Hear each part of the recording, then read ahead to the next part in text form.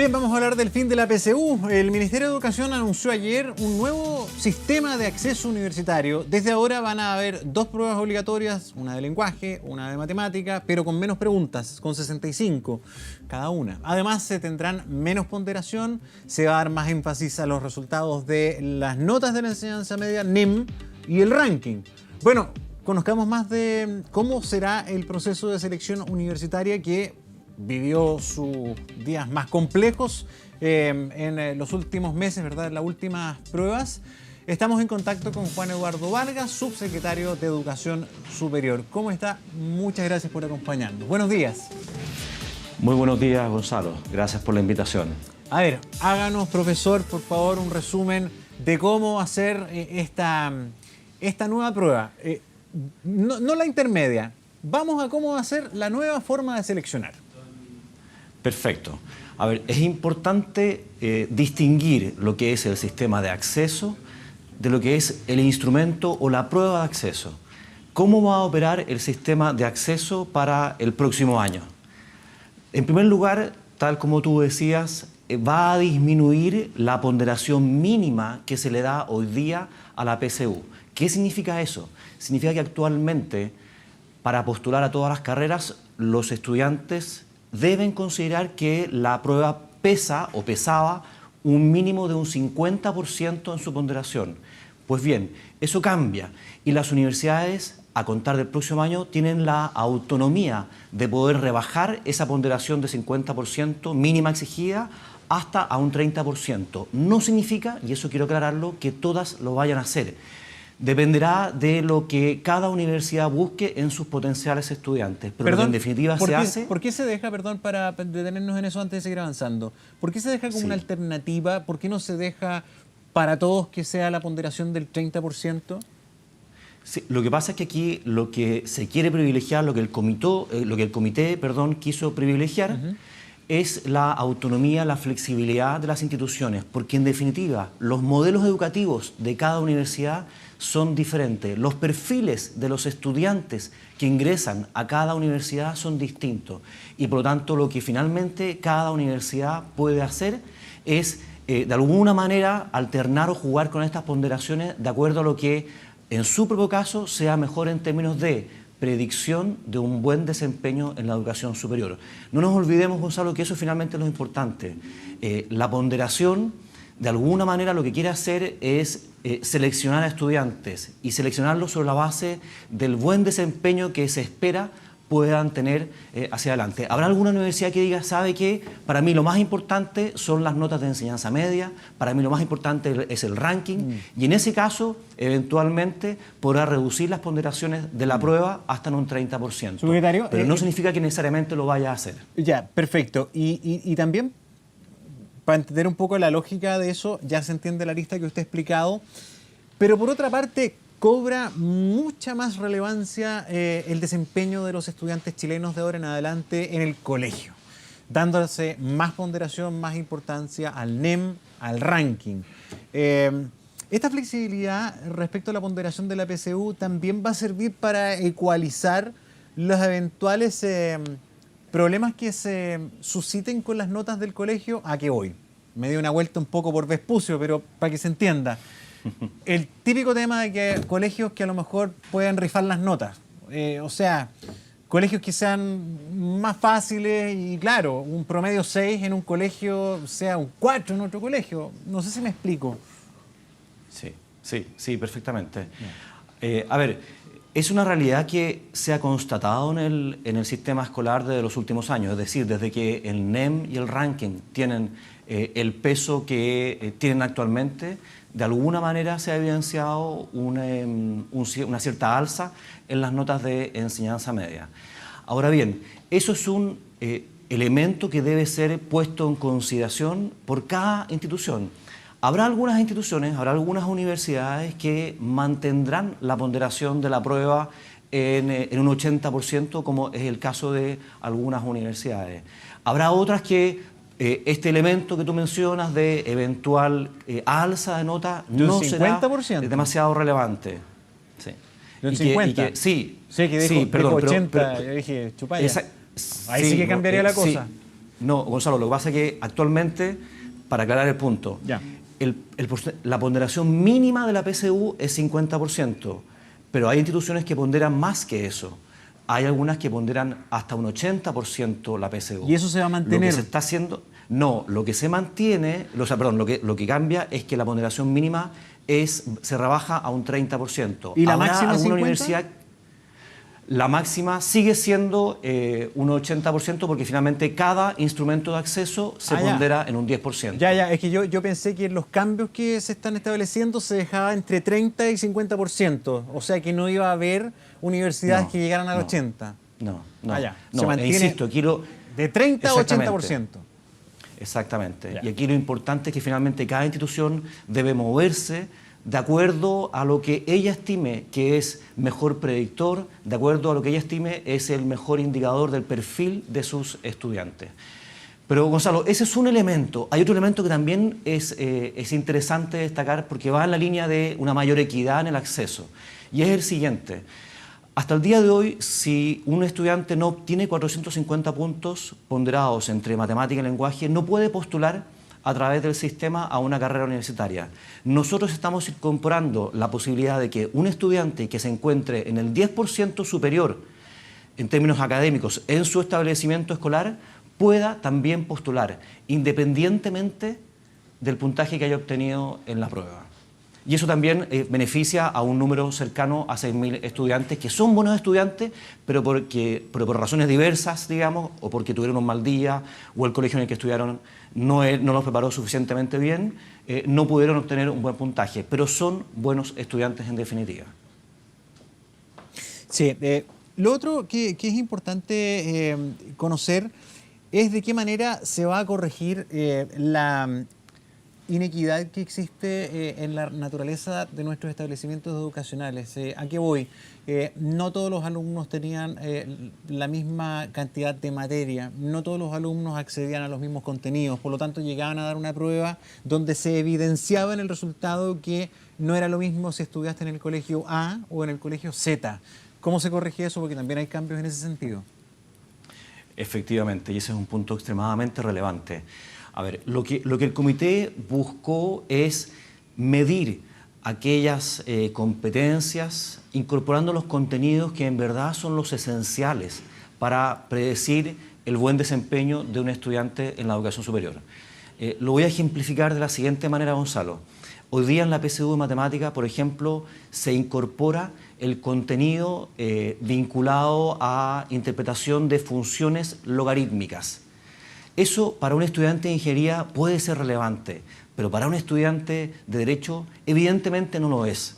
Eso es lo que el comité ha querido, rebajando los contenidos. Y eso adicionalmente tiene el beneficio de que para ciertos estudiantes provenientes preferentemente de liceos técnicos profesionales, los beneficia en términos de que ellos hoy día en la actualidad, en la práctica, no alcanzan a ver todos los contenidos de la PSU, porque son muchísimos.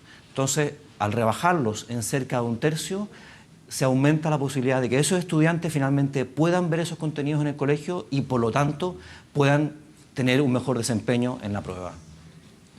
Sí, ahora, con respecto a las pruebas, ¿cómo cambian? De partida van a ser menos preguntas, van a haber casi 20 preguntas menos, pero también va a cambiar la especificación y la naturaleza de las pruebas.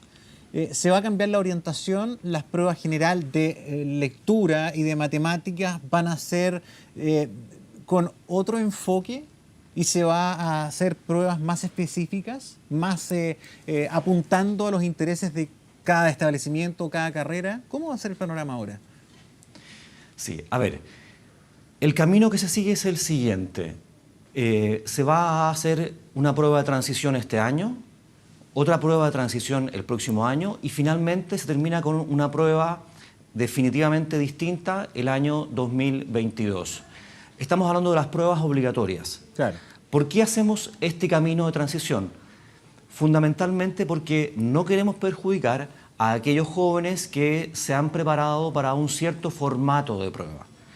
Este camino de transición nos permite no perjudicarlos y adicionalmente ir piloteando los cambios que estamos introduciendo. ¿Cuáles son los cambios que vamos a introducir? Para este año de transición, como decía antes, se disminuye la cantidad de contenidos en cerca de un tercio, se disminuye la cantidad de preguntas y se empiezan a incorporar preguntas que miden competencias de lectura, competencias matemáticas. Lo mismo respecto del próximo año, se incorpora un mayor número aún de preguntas que miden este tipo de competencias.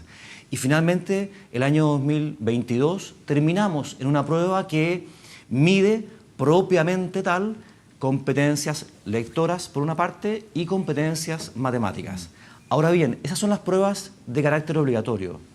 A contar del 2022 se incorpora dentro de la batería de pruebas selectivas una nueva prueba electiva, que es la de matemáticas avanzada.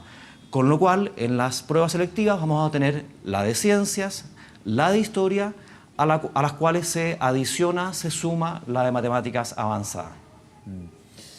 Subsecretario, la verdad es que los resultados del último tiempo dejan resultados bien impactantes de la desigualdad de nuestro sistema. O sea, a la universidad, incluso en el proceso último de admisión, está entrando un 23% de alumnos que estuvieron en el sistema público. O sea, definitivamente queda cada vez más patente que con plata la cosa funciona mejor, derechamente. ¿Cuál es la expectativa que tienen ustedes como autoridad de que con estas correcciones esto mejore? ¿A qué porcentaje debería apuntar de corrección esto en el resultado final? A ver, efectivamente es una aspiración de que corrijamos o aumentemos la posibilidad de que puedan acceder al sistema de educación superior y en particular a las universidades, alumnos con talento, pero que provienen de contextos socioeconómicos distintos o de colegios más vulnerables.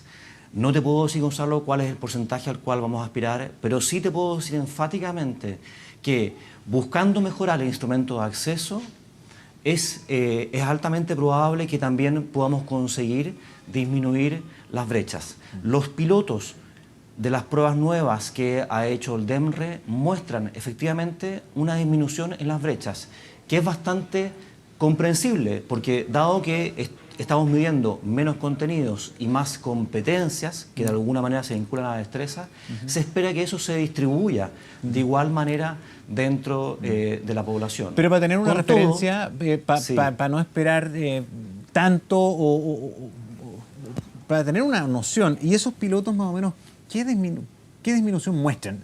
A sabiendas de que lo que me va a decir es el resultado de piloto, pero para tener más o menos una expectativa.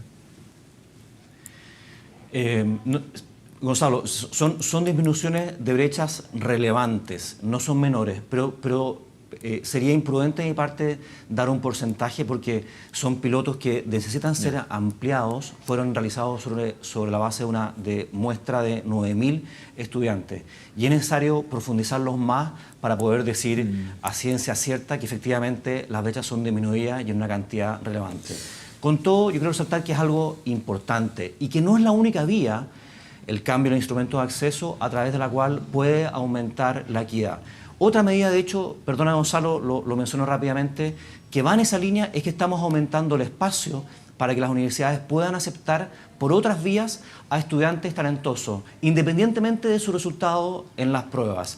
Y eso es a través de la admisión especial. La admisión especial hoy día está establecida en un 15%, nosotros la estamos aumentando hasta un 20% de la admisión total de primer año. Y en regiones extremas ese porcentaje se aumenta hasta en un 25%. Y eso también es una vía a través de la cual alumnos talentosos, pero que a lo mejor tuvieron una mala prueba, puedan también entrar a la universidad. Subsecretario, se nos comienza a ir el tiempo, no va a ser la última vez que hablemos de esto, esto es un proceso, así que no tenemos por qué llenarnos de tanta cosa para entender una situación que va a ser paulatina, que va a ser con un periodo de transición, que vamos a ir conociendo poco a poco. Quiero preguntarle por el tema del coronavirus. Perdón que volvamos a lo mismo, pero la agenda está cruzada en esto y en educación superior también.